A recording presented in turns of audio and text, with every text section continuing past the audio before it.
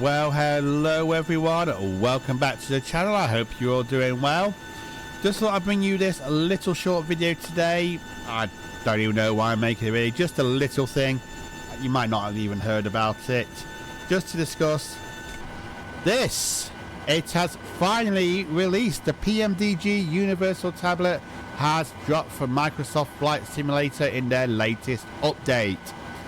So, what are we going to be talking about today? We are going to have a look at the tablet itself, all the features that are in it initially, and then we can discuss my views on it at the end.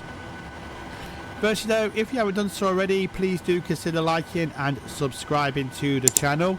It's always greatly appreciated, and click the notification bell to get notified of the latest content I will be releasing.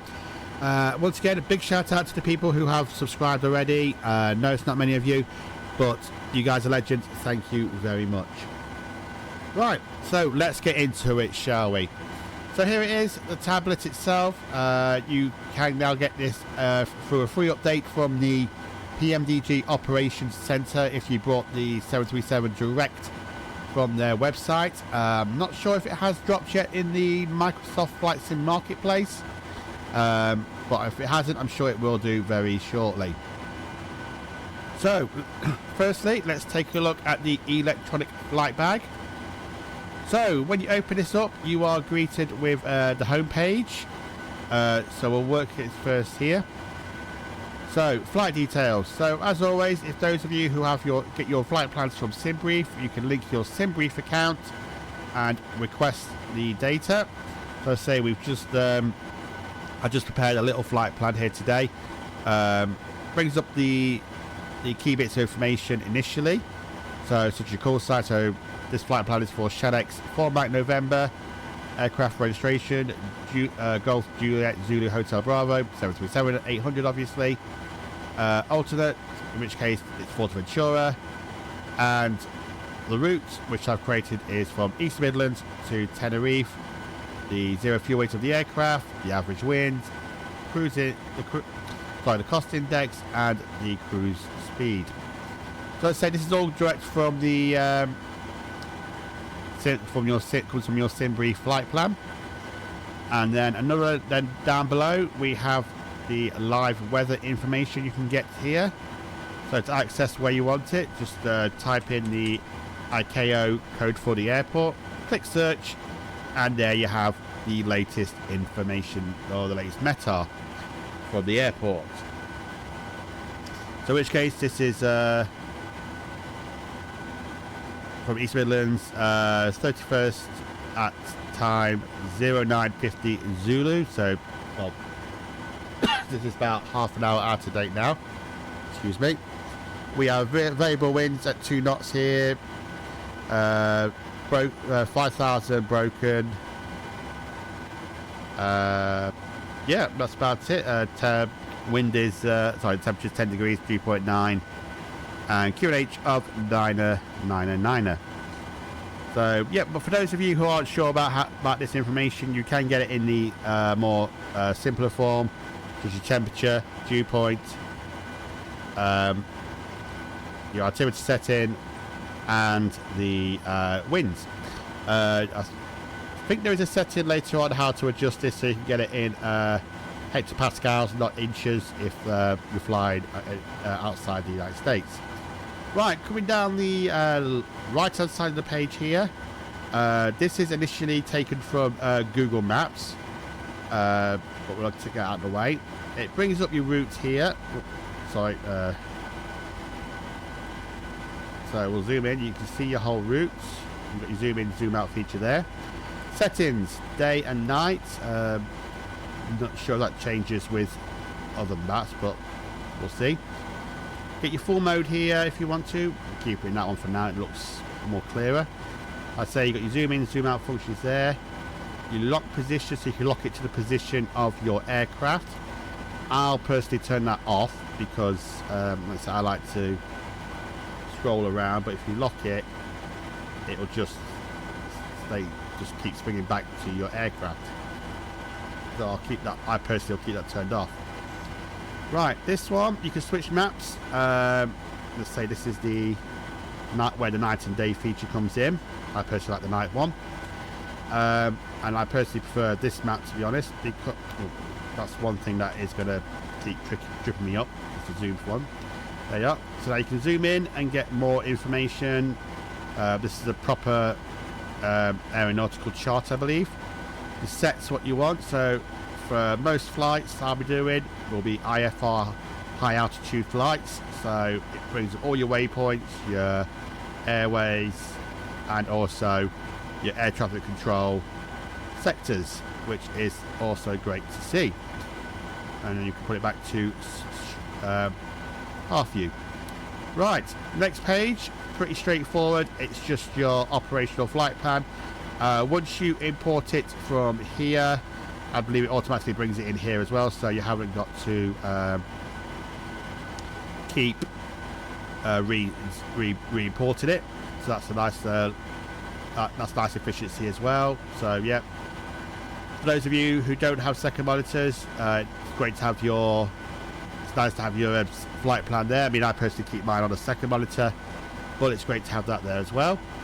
Next page is the navigation chart. Your Navigraph charts. Now, this I like as well because they've tried to keep it as close to the same layout as you would in the Navigraph app chart. It's a Navigraph charts app itself. Sorry, I get a bit tongue-tied there. The only thing is, I don't think you have to import. You have to manually select the information you want. So in this case, we're at East Midlands, and then it brings it all up here. So you've got your airport information. So there we are there. You know, your SIDS, your stars, your approach, and your reference information. So let's say you've got your departure information here and your arrival there, so you can actually just pick it up from there itself, but it does say it doesn't show that information there. And oh, I didn't know about this one as well. If you have to divert, it's already got your information for your alternative in there as well. So that is good.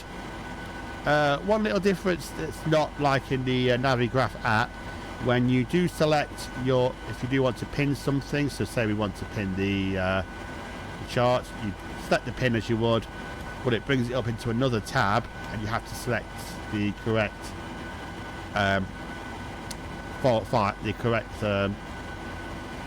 can't get words out. Select the correct subject it's in. So this is airport, bring it up here, and there you go. No, I selected the wrong one, but I thought it was in that one.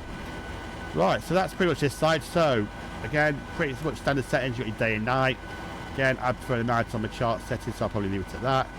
Full screen, you zoom out, you reset zoom.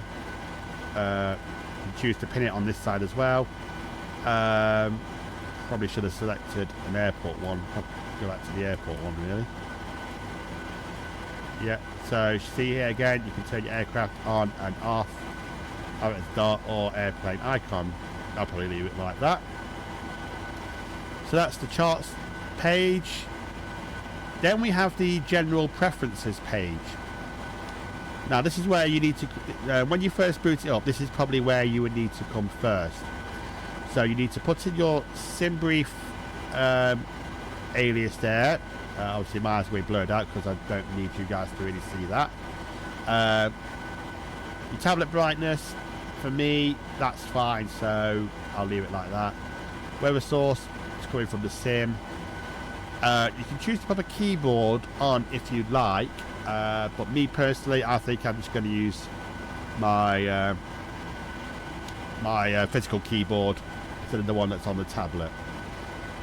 Distance use, so you got your kilometers, nautical miles. I keep it in nautical miles. Feet, meters.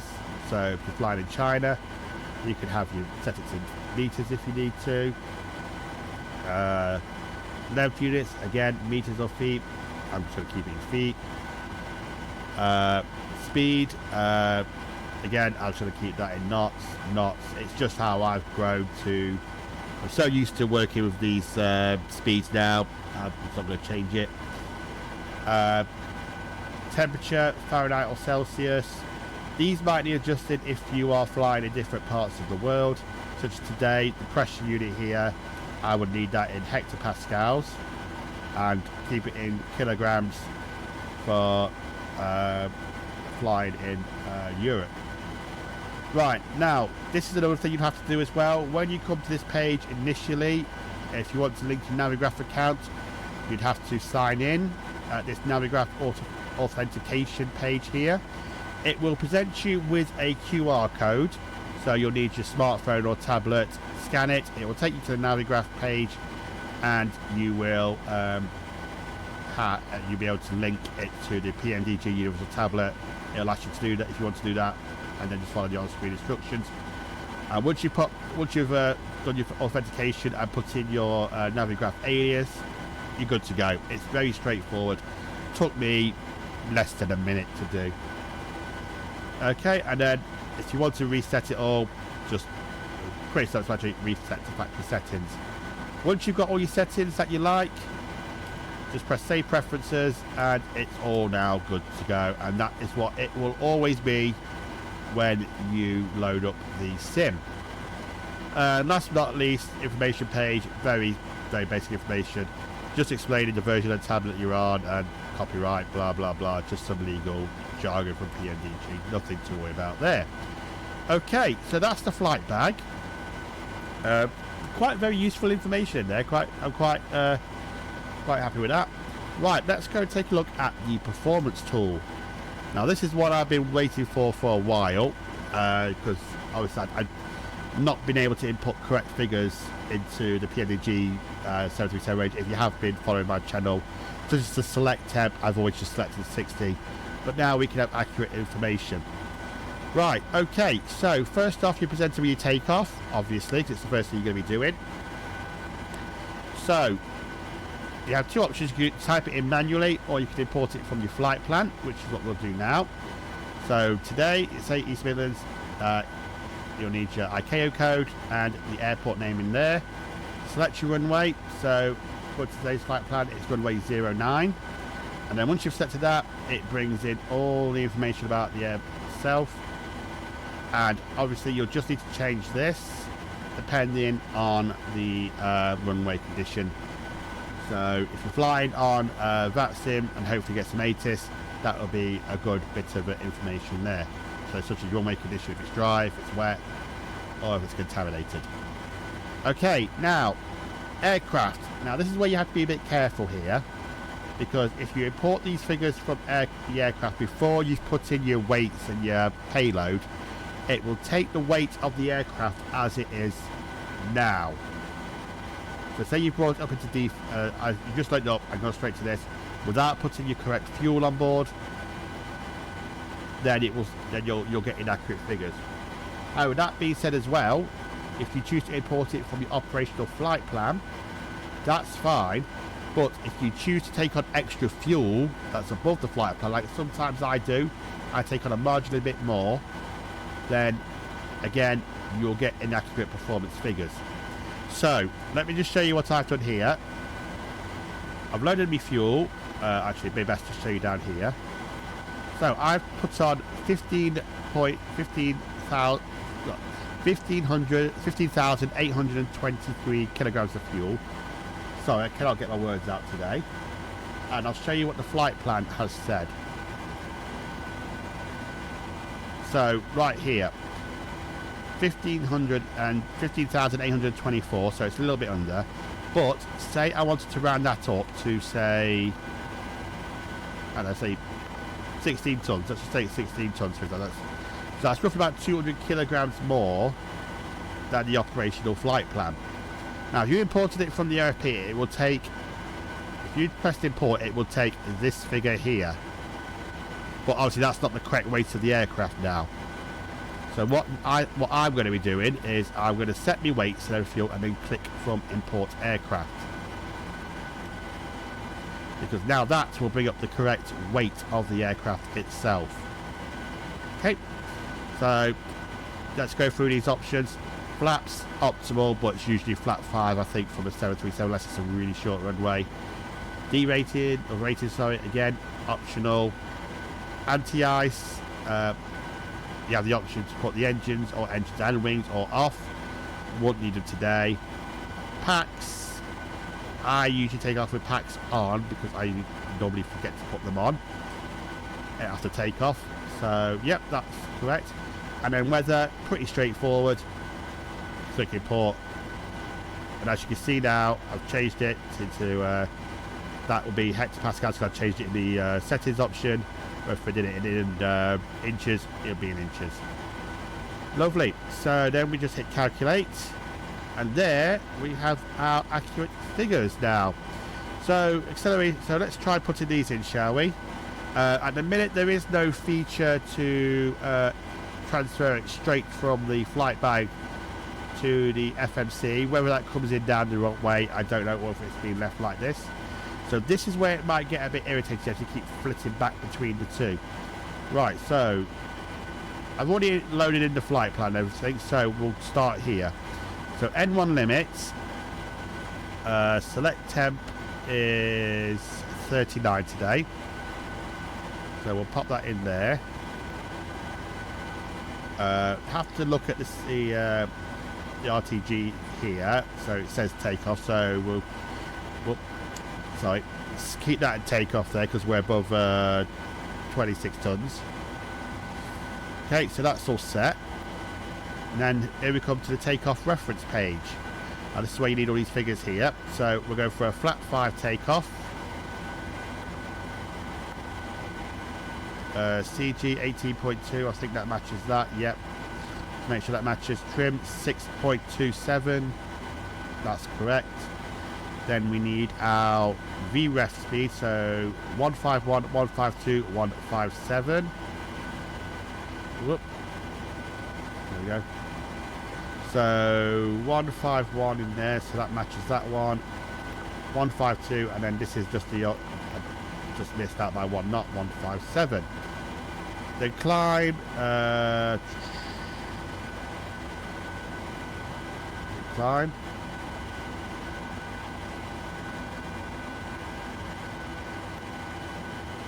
I don't know where you put the cleanup speeds in here. Good to go through it.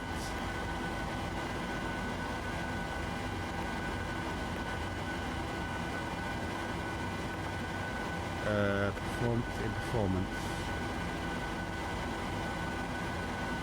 Nope, not in there. No. Oh, okay, that's probably something I'm going to have to have a look at. Max rate, is that it? Nope. Max angle. Nope.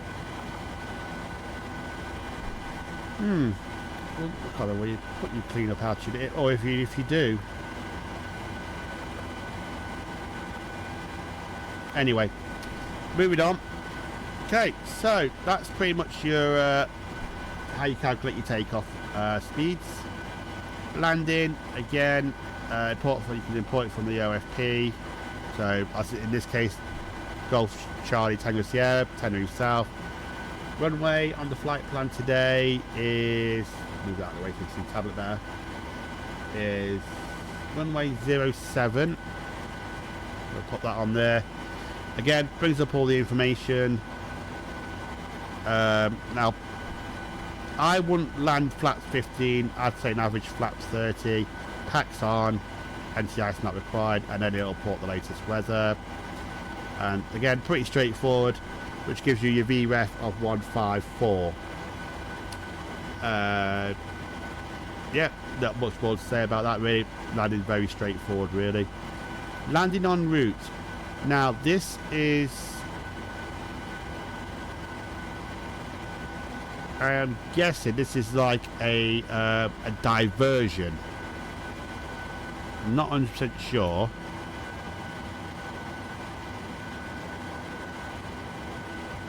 I'm not too sure what this one is.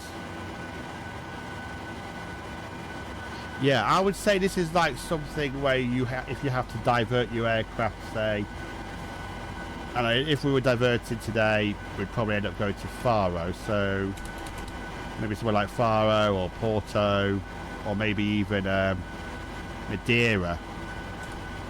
So let me think of one. I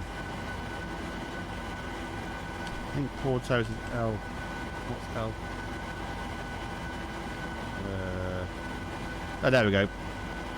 Should I say Lisbon? Let's say we're diverted to Lisbon. Runway to based upon the information. And then this is what, so this is what will be your current aircraft condition based on, let's say, your current weight. So like to say, so put in the weight there because it's bringing up our current weight of 77 tons. Flaps 30, and then again, import the weather, reversers, all reversers, auto brake. Unless, actually, I wonder if this is where you get your, you can do this for any sort of landing. So let's try it for Tenerife.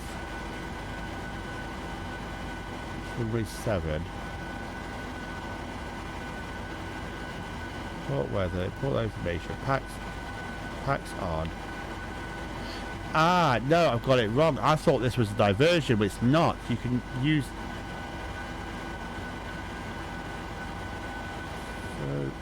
I wonder if this is just a more like specific landing, because if you look here, look, you've got your reversers, your condition. So say auto brake 2, non-normal conditions none. So we've got no non-normal conditions. Everything's as working as it should. And if you want to add, say, a bit of VREF, so usually VREF plus 5, import weather, calculate. Yeah, so that would give us a VF of 165. Obviously, it'll be a lot lighter than that, a lot lower than that, because obviously it's taking the information as we are now. Right, well that's the tablet itself. Just had a quick look through it. What can I say? Yeah, it's a nifty little tool. Going to be great to use it on flights. It's not the most advanced tablet I've seen. I think the most advanced piece of tablet one of the EFBs I've seen still does go to the FS Labs one, because just for a laugh one day I ordered my Just Eat off it. I ordered a McDonald's through the tablet on in the FS Labs just for a laugh. So yeah, but whether we need that level of integration, I don't know. For me, this works fine. I think it's great. I think it's been worth the wait. I'm glad they've redesigned it, to be honest. It looks aesthetically, it looks great. Matches now what we more see, well, what the flight deck used for the airline I work for. So yeah, I really can't say it's a disappointment, because it's not. It's great. And hopefully they might add more features going in the future. So for updates and things like that, I mean, I think it's far from finished, because there's so much more we can do with it. Hopefully they will bring out more features. But yeah, let me know your thoughts on the PMDG Universal Tablet in the comments below. If you think it's a bit of a disappointment, or if you think it has been worth the wait, you think it's great. Let me know how you're going to be using it for flights you'll be doing. And as I say, if you want to, please do consider liking and subscribing to the channel. As I say, your support means a lot to me, guys. So just a short one today. I will check back with you guys later on in the week, where we will hopefully probably be doing a full flights video. We'll take this out and use it properly on a flight somewhere. Don't know where yet. But for now, I will speak to you in the next one. Thank you very much for your time, and take care for now.